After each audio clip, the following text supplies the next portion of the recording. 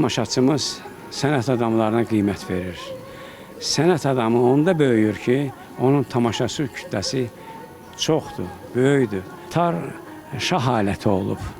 Şah aləti olaraq tar alətini yerə qoymaq olmaz.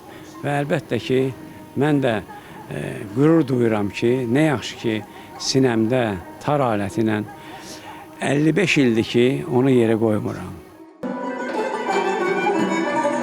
Yarın məndən küsüldü, yarın məndən küsüldü, qüssəsi məndən bərəzdi, bircə dənəm sən ay.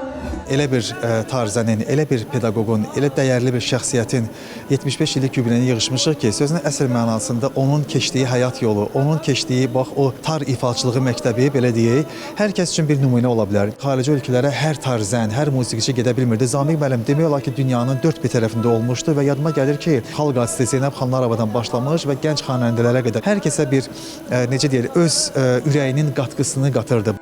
Mənim professional səhnəyə ilk addımlarımı bizim gözəl sənətkarımız Zamiq müəllimlə bərabər və mərhum sənətkarımız Ədalət Vəzirovla bərabər bizim addımlamışam. Və mənim üçün doğrudan bugün xoşdur ki, Zamiq müəllimin bugün yubileyində onun haqqında söz deyirəm. Zamiq müəllimə bu yubiley münasibəti ilə ürəkdən təbrik eləyirəm. Ona can sağlığı arzu eləyirəm. Deyirəm ki, nə yaxşı ki, Zamiq müəllim, mən sizi tanımışam, mənim sizlə işbirliyim olub.